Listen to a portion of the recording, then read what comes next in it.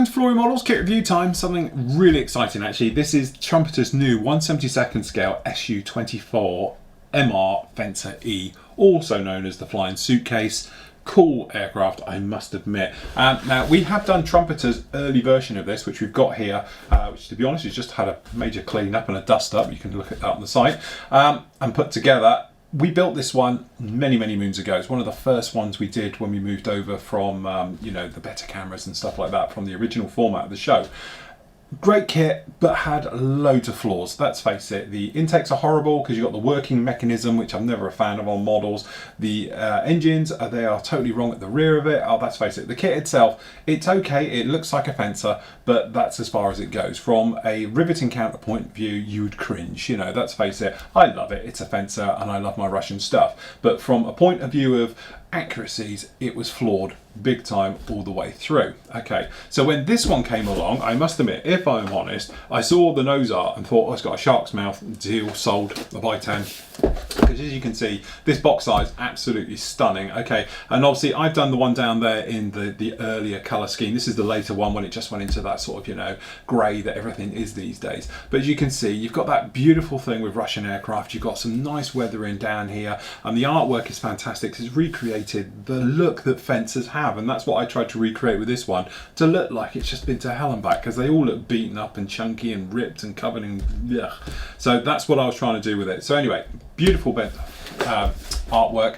As you can see, you've got a couple of options down here. So we've got the Ukrainian one, which obviously is that one there with the nice nose on it, and we've got the Russian Navy one, okay, with a very famous blue and white flag down there showing that it is.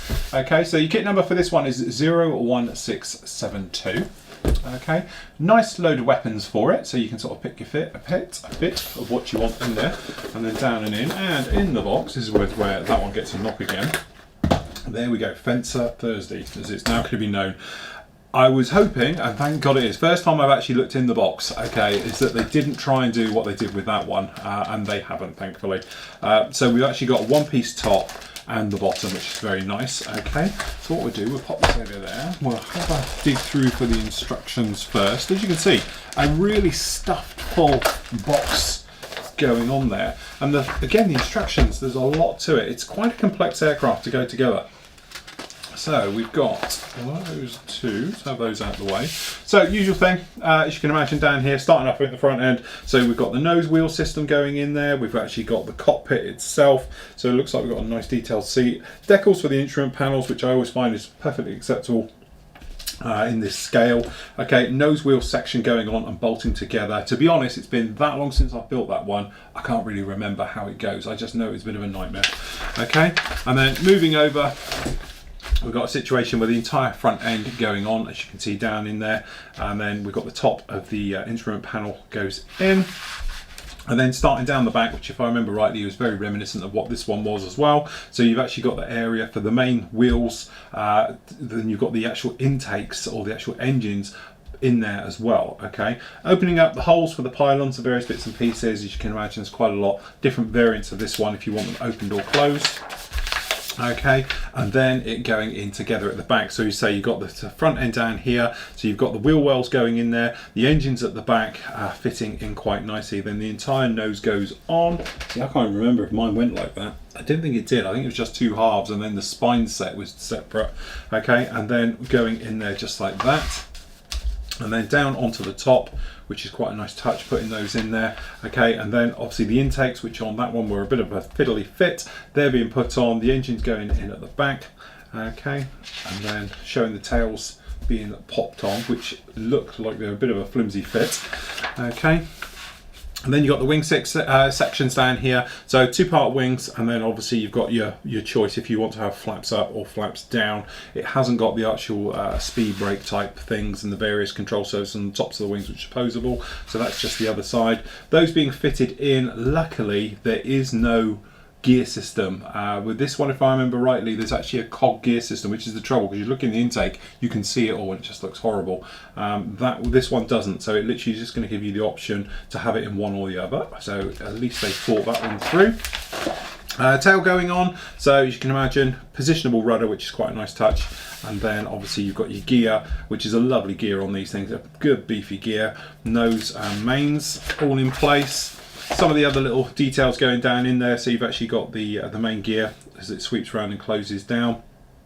Doesn't look like we've got the air brakes on this particular one. On the 48th version, as you can see underneath here, we've actually got a situation where you can put air brakes in and positionable as well. Okay, so that's personal choice if you wanted to do that. Okay, and then recce pod underneath the nose type thing. The actual gun ventral system things going down in there as well. Okay, and then oh, you do get positionable air brakes. Sorry, speed brakes. Take that back. A couple of the nice little details going at the front, the actual wheelway doors and everything else like that all being positioned on. Okay, front windscreen going in there, which is fair enough. Okay, a couple of little pitot tubes and all the other bits and pieces that go on. Cooler on the back. Chaff and flare buckets, which I don't have on mine because this is obviously a different version. Okay, and then the little fences on the top going through there, canopies being fitted, pylons being installed onto it, and then it's going to be a plethora of weapons fit. So I say I've gone with the free-fall bomb system on mine, but this thing will literally carry everything in the Russian arsenal. Nice as well that you've got the single, I've only got the single missiles down there. I think it's for the aphid. Or the little air-to-air missile. This one comes with the twin, which is far more representative of the actual aircraft that it comes in, and then we've got a weapons call out just like that. Alright, and then down in here we've got the sheet showing it in the grey. Now I do like the grey weathers very, very well. I wanted to do it in camo on my one, so that's why we went down that route, but as you can see it's lovely to see the Ukrainian one there as well, some very nice markings on that.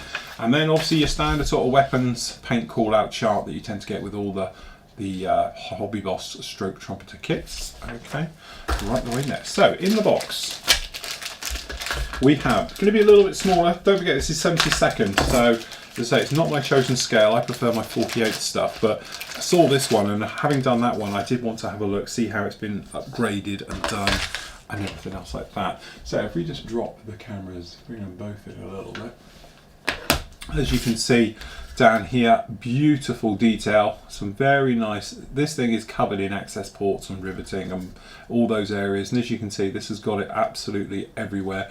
Very nicely done, all of the parts, catching them there in the light. That'll take a wash absolutely beautifully and you can do all the bits and pieces with it. Very clean, very crisp moulding, no problem with any of that at all. Generally looking through, can't see any problems. Lots of ejector pin marks down in there, but none of them are in any way, shape or form going to give you any problems, I don't think. Okay, so that's very nice. The top half,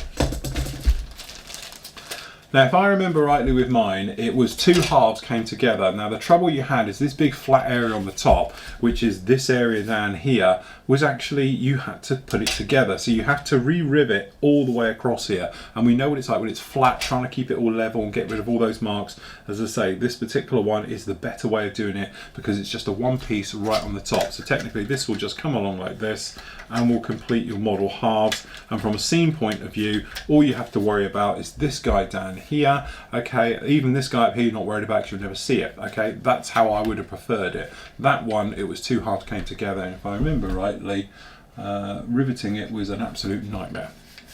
Okay, so there we go. On the top you can see beautiful details again, showing off all the lines and everything else down there, so that's quite a nice touch. Okay, and generally I think it's going to come in, and it's not going to be a small jet. You know, I've got a Jaguar just out of shot, and you know, I'm thinking it's not that far off it, you know, because it is a big aircraft. Okay, so if we make our way through some of the sprues.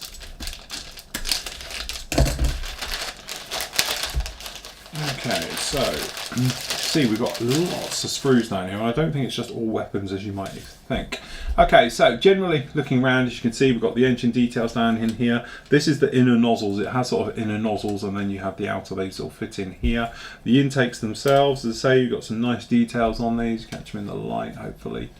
You can see it. Got some nice details on all of those. But all of the parts, we've got the wheels.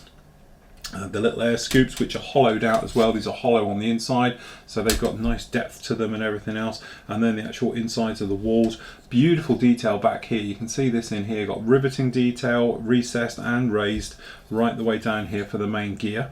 All right, so generally working our way around all the parts, as you can see, very nicely done, all of them. No weight on wheels, just normal round wheels, which is a shame. Okay, but down here on the blind sides, okay, again, no ejector pins in anywhere. We were saying about this recently. Down in these wheel wells, we've got no ejector pins in there. This has, because it's the blind side, so it doesn't matter, but everywhere that counts doesn't have an ejector pin on the inside. Need a little bit of cleanup perhaps down in these nozzles down in there. They look a little bit flashy and a little bit grubby, but that's pretty acceptable. And some very nice, this is the stone guard off of the nose wheel. It's nicely moulded on that one. I think the other one was a bit of a nightmare to go together, if I remember rightly. So very nice details in there. The weapons I'm not going to go through. They are what they are. Okay, so you've got down in here, this is the multiple ejector rack with all the freefall bombs. Again, exactly the same. You've got the fuel tanks, which should be, as that one is, absolutely covered in raised and recessed lines right the way over it. We won't worry about that.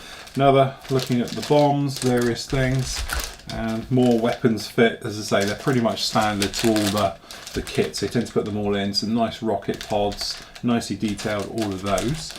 Okay, so the nose section, interesting one to look at. As you can see, beautiful recessed detail, absolutely staggering. Love it for the scale as well. You know, I am a fan of this particular aircraft, so I'm always going to be biased, but I absolutely love all of the way the Russians do all the detailing and all this panel while line work and riveting and everything else, like an art form of its own. Okay, there's your instrument panel. Okay, again, it's all hollowed out, so we're expecting decals to be the name of the game in there. Okay, so that's very nice.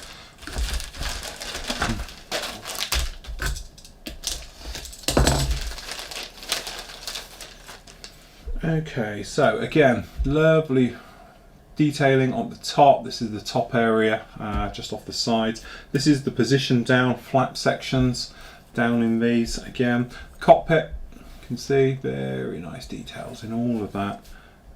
Some real lovely little details, nice touches in all this kit. You know, this is, again, it's a 72nd scale kit with a 48th presence. You know, absolutely fantastic. Okay, so wing sections. Start down one end and work up. As you can see, the tail very nicely moulded, very complex down the back end of this one. The 48th one is multiple parts with all of this. They've managed to get it down into one, which is absolutely fantastic. Some beautifully, very sharp, very crisp work down in all of those. That really, really is nice, all of those. Very much a fan. Beautiful recessed detailing all down under the underside of this wing, but also the top side. I'm hoping the camera is showing you this detail because this is 72nd and it's beautifully done. Hopefully the light's got it correct on this so you can see this beautiful work. It is absolutely astounding in this scale. It just shows really I'm out of the loop when it comes to 48 scale stuff, 72nd scale stuff. Because I haven't, you know, had anything to do with it in such a long time, and it's beautiful to see the level of detail is just, with the level of detail, to be honest, is better than what's on this. This one's an older kit, fair enough, but it's actually, I did a lot of scratch building on this. There's a lot of my internal wiring on this. We did a few little replacement jobs, the fob doors and everything we had to close up because it was so nasty and horrible and everything else. So I must admit, it is very nice. Weapons pylons, again, you can see them in the bags. They look really, really nice. These bombs are absolutely exquisitely detailed, beautifully done. No problem with any of those whatsoever. Again, we've got nice touches in here. This is something, it says stabbing his hand. Ouch. Okay, you can see here the level of detail on these seats is absolutely fantastic. Yeah, it's 72nd. This is the thing. Very, very nicely done indeed. Okay, I have to say, beautifully cast in one, just like that. We've got the little, I think these are Archer aphids or something else like that. Tiny little air-to-air missiles, beautifully done. No problem with those at all. So we've got the canopy, which has a weird opening on this. I don't know how well the camera can see it, but it actually opens and then comes upward. Oh, well, the camera is going to lock into this because it's very close, but you can see it opens up and outwards like this. So it is all a little bit weird how all of that goes in there. It's not like it just opens up like an F111 or something else like that. It sort of opens in and out. And, right.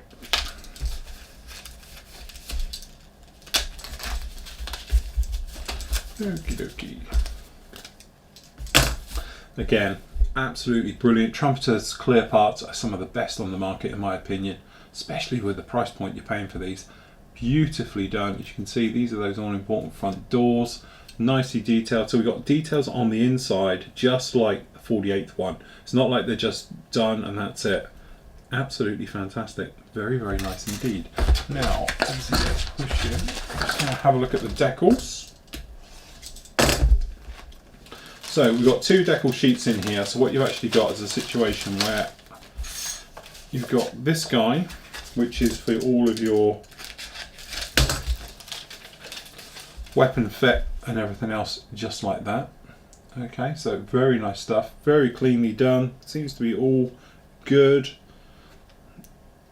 It's generic blurry writing for the small stuff, which you'd expect at this scale.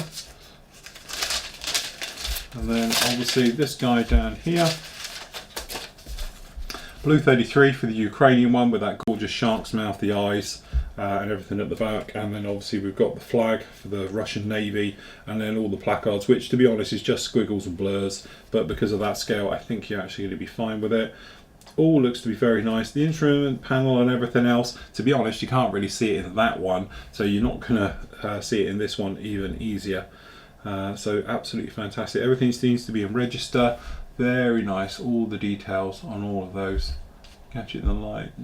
And they don't look to be thick at all. They look very, very thin as well. So there we go. As you can tell, I am a fan. I love doing this particular one in 48th, but this guy is actually, I would have to say, a little bit more detailed, I think, than even the 48th kit. It seems to go together a lot better. As I say, it's been a while since I built this one and I can't really remember if it did or didn't, so I'm just going to have a look.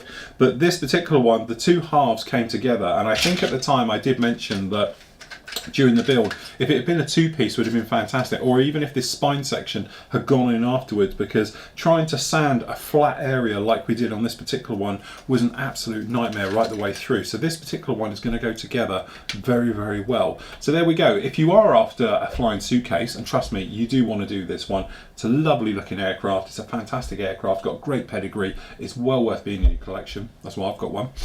This is definitely the one to do, because this 72nd scale one is far superior in my opinion than their old 48th one. So there we go, that is Trumpeter's new tool 1/72 Su-27 Fencer.